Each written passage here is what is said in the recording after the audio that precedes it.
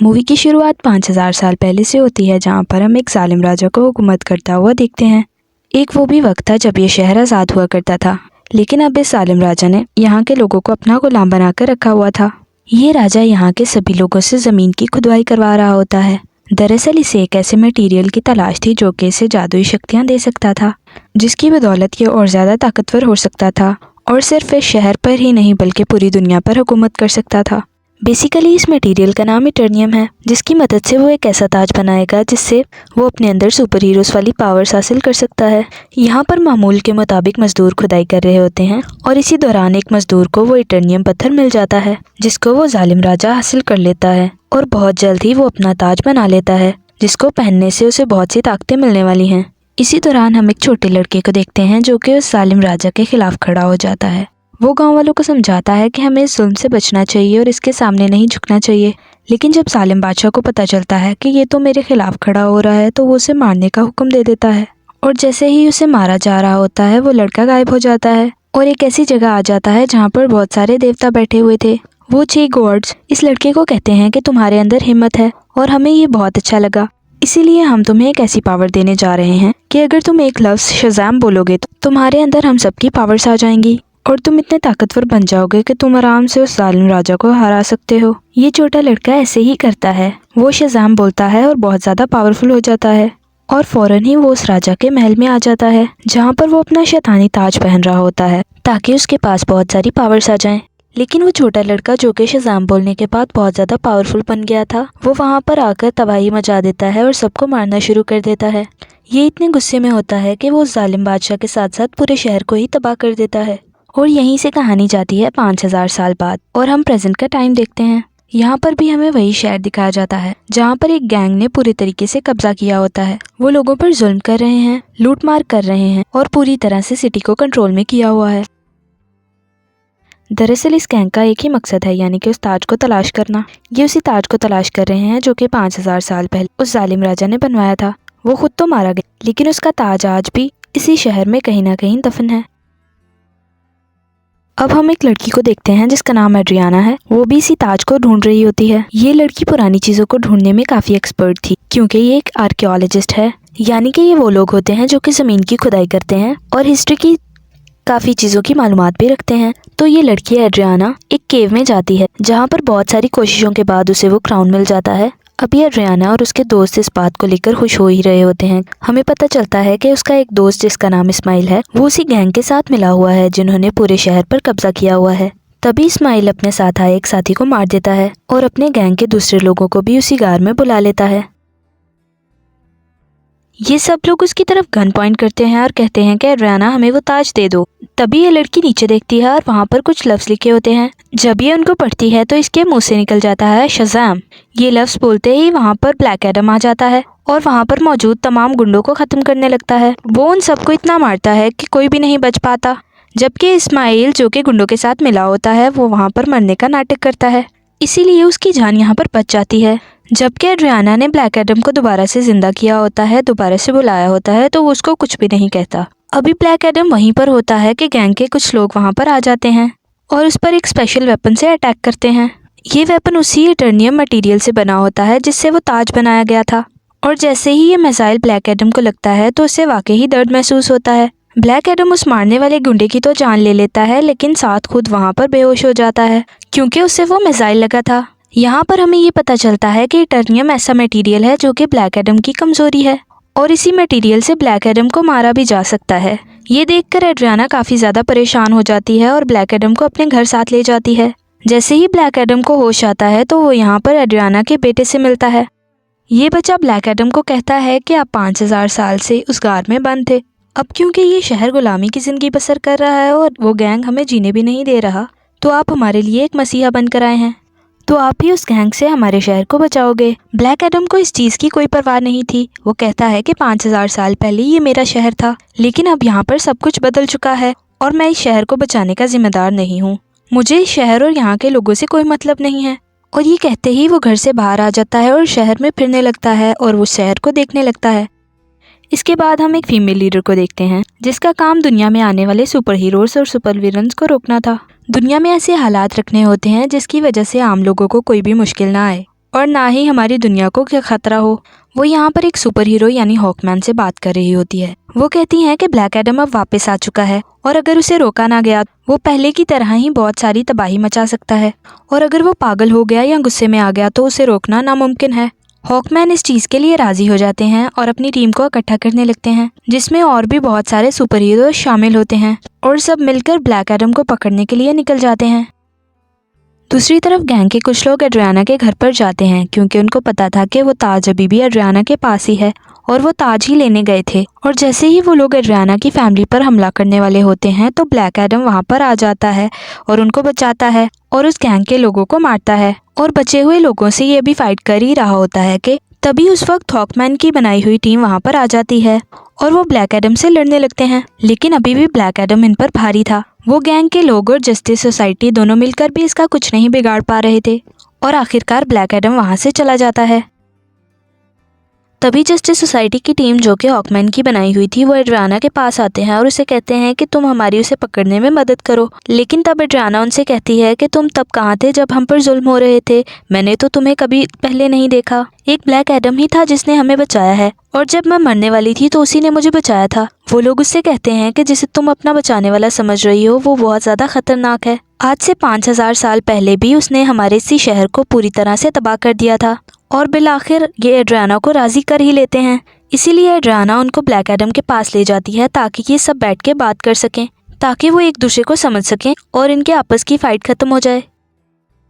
दूसरी तरफ इस्माइल जो कि एड्रियाना का साथी था वो एड्रियाना के घर पर पहुंच जाता है ताकि वो उस ताज को ढूंढ सके और उसे अपने लिए इस्तेमाल कर सके। लेकिन जब उसे वो ताज नहीं मिलता तो वो गुस्से में एड्रियाना के बेटे को अपने साथ उठाकर ले जाता है। यहाँ पर काफ़ी चालाकी से एड्रियाना का बेटा उसे फ़ोन कर देता है और बताता है कि मुझे किडनैप कर लिया गया है और मुझे इस्माइल ने ही किडनैप किया है। ये सुनकर वो काफ़ी परेशान हो जाती है, इसलिए ये जस्टिस सोसाइटी और ब्लैक एडम से हेल्प मांगती है कि मेरे बेटे को वापस लाने में मेरी हेल्प करो। और ये दोनों राजी भी हो जाते हैं और मिलकर उसके बेटे को ढूंढने लगते हैं। यहीं पर हॉकमैन उस गैंग के 2 आदमियों को पकड़ लेता है। उनको मारकर पूछने पर पता चलता है कि इस्माइल कहाँ पर है। उसने एड्रियाना के बेटे को एक खुफिया जगह में रखा हुआ है जो कि एक सहरा में है। और जब ये सब यानी जस्टिस सोसाइटी और ब्लैक एडम वहाँ पर पहुँचते हैं तो देखते हैं कि इस्माइल ने उसके बेटे पर गन पॉइंट की हुई है। और यहाँ पर इस्माइल एक राज बताता है कि वो गैंग जो पूरे शहर तबाही मचा रहा है उसका लीडर मैं ही हूँ और ये सब गुंडे मेरे लिए ही काम करते हैं। इसलिए वो एड्रियाना को कहता है कि अगर तुम्हें अपने बेटे की जान बचानी है तो मुझे वो ताज दे दो।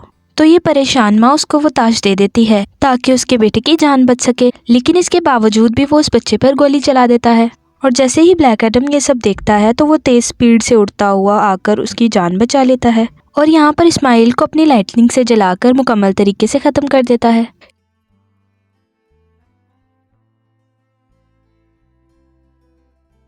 यहाँ पर ब्लैक एडम भी हॉकमैन से मिलता है और उसको एक बहुत बड़ा राज बताता है। वो बताता है कि आज से 5000 साल पहले वो लड़का जिसने जालिम राजा के खिलाफ आवाज उठाई थी वो मैं नहीं था बल्कि वो मेरा बेटा था।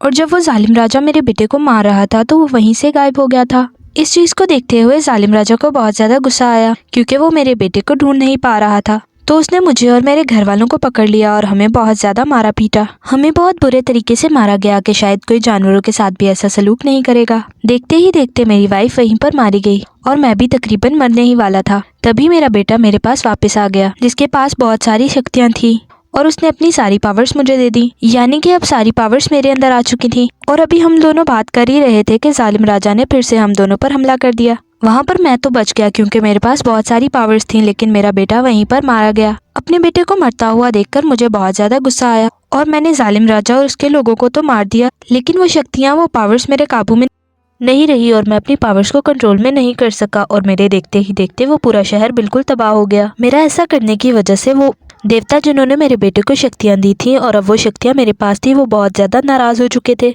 कि मैंने अपनी पावर्स का मिसयूज़ किया है और मैं उनको कंट्रोल में नहीं कर सका। इसीलिए उन्होंने मुझे उस गार में बंद कर दिया और मैं कई हजार साल तक उसी केव में बंद रहा। और जब एड्रियाना ने आकर नाम लिया तो मैं एक बार दोबारा से जिंदा हो गया। यहाँ पर ब्लैक एडम को अभी भी बहुत ज़्यादा अफसोस हो रहा होता है कि उसकी वजह से पहले भी बहुत ज़्यादा तबाही मची थी और अभी भी बहुत ज़्यादा तबाही मच रही है, बहुत सारे इंसानों की जान चली गई।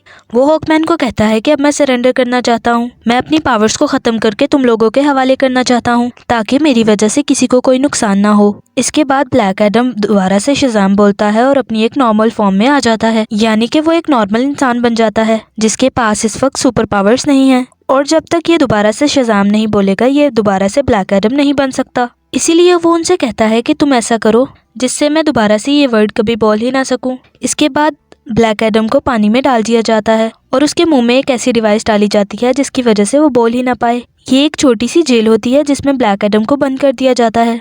दूसरी तरफ हमें इस्माइल को दिखाया जाता है जो कि मर चुका था और अब वो हेल में आ चुका था। इस्माइल को एक बात पूरी तरह से पता थी कि अगर वो ताज की ताकत को हासिल करना चाहता है तो उसको वो ताज हाथ में पकड़ना होगा और उसी वक्त कोई ना कोई उसको मार डाले ताकि वो मरकर हेल में आ जाए और वो हेल के डीमन से यहाँ पर मिल सके जिनसे वो पावर्स हासिल कर सके। ये सारी बातें इस्माइल शुरू से ही जानता था, इसलिए उसने ब्लैक एडम को उकसाया कि जैसे ही मैं एड्रियाना के बेटे को मारूंगा तो वो आकर उसे बचा लेगा और मुझे मार डालेगा। और उसी वक्त ताज भी उसके हाथ में ही था। ये सब बातें वो शुरू से ही जानता था और सब कुछ उसके प्लान के मुताबिक ही हो रहा था। यहाँ पर हेल के डीमन इस्माइल से मिलते हैं और उसको अपनी पावर्स दे देते हैं। अब ये पहले जैसा इंसान नहीं था बल्कि वो सबाक बन चुका था। वो अपनी पावर्स के साथ इस दुनिया में आ जाता है और हर तरफ तबाही मचाने लगता है। और जैसे ही जस्टिस सोसाइटी को ये पता चलता है तो वो उसके मुकाबले के लिए उसके सामने आते हैं। यहाँ पर काफी देर तक लड़ाई चलती है लेकिन सबाक क्योंकि बहुत ज्यादा पावरफुल था और ये सब मिलकर भी उसको नहीं रोक पा रहे थे। यहीं पर जस्टिस सोसाइटी के एक मेंबर जिनका नाम डॉक्टर फेट है वो अपनी मल्टीपल फॉर्म्स में आते हैं और मुख्तलिफ पावर्स का इस्तेमाल करते हुए सबाक को मारने की कोशिश करते हैं लेकिन फिर भी कामयाब नहीं होते और बहुत जल्द ये सब समझ जाते हैं कि ब्लैक एडम के अलावा सबाक को कोई नहीं मार सकता।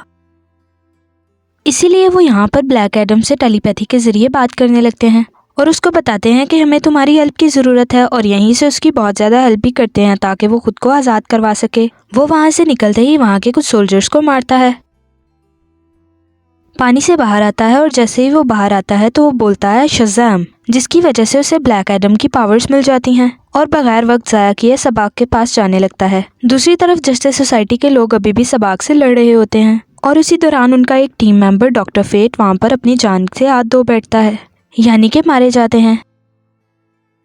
हॉकमैन भी सबाक से लड़ रहे होते हैं लेकिन उनकी कोशिशें ज़्यादा कामयाब नहीं होती। लेकिन तभी वहाँ पर ब्लैक एडम भी आ जाता है और ब्लैक एडम और सबाक की काफ़ी ज़्यादा लड़ाई होती है। ये फाइट काफ़ी टक्कर की थी और वक्त के साथ ऐसा लग रहा होता है कि सिर्फ ब्लैक एडम ही सबाक को हरा सकता है। और कुछ ही देर बाद ब्लैक एडम सबाक के सर को पकड़कर उसके 2 हिस्से कर देता है और उसको मुकम्मल तरीके से फाड़कर आखिरकार सबाक की जान ले लेता है, जिसकी वजह से सबाक की मौत हो जाती है और सब कुछ सुकून में आ जाता है और सब कुछ ठीक होने लगता है। और उस शहर के लोग ब्लैक एडम को अपना मसीहा मानने लगते हैं और इस बात को मान लेते हैं कि ब्लैक एडम ने ही हमें और इस शहर को बचाया है। इसके बाद हम उसी लेडी को देखते हैं जिसने जस्टिस सोसाइटी की टीम को बनाया होता है ताकि ब्लैक एडम को रोक सकें। वो ब्लैक एडम से कहती है कि हाँ ठीक है, तुम्हें जो करना है वो करो लेकिन अपने इस शहर से नहीं निकलना। तुम अपने इस शहर के लोगों के मसीहा बनो, उनका ख्याल रखो या उनके गार्डियन बनो, मुझे कोई परवाह नहीं है, लेकिन तुम इस शहर को नहीं छोड़ना क्योंकि अगर तुम इस शहर से बाहर आए तो ये तुम्हारे लिए अच्छा नहीं होगा। यहाँ पर ब्लैक एडम बैठा उसकी तरफ देखता है और कहता है कि मुझ पर कोई हुक्म नहीं चला सकता और उसका जब भी कुछ भी करने का दिल करेगा तो वो अपनी ही मर्जी करेगा। तभी वो लेडी कहती है कि हाँ शायद तुम ठीक कह रहे हो कि तुम्हें इस दुनिया में रहने वाला तो कोई नहीं रोक सकता, लेकिन मैं किसी ऐसे को जानती हूँ जो हमारी दुनिया से नहीं है। तब ब्लैक एडम को गुस्सा आता है और वो स्क्रीन को ही तोड़ देता है जिससे वो लेडी बात कर रही होती है। स्क्रीन के टूटने की वजह से हर तरफ धुआं ही धुआं होने लगता है और तभी उस धुएं से बाहर आता है सुपरमैन। तभी वो ब्लैक एडम से कहता है कि हमें शायद बैठकर बात करनी चाहिए और सुपरमैन के ऐसा कहते ही मूवी की कहानी यहाँ पर ख़त्म हो जाती है।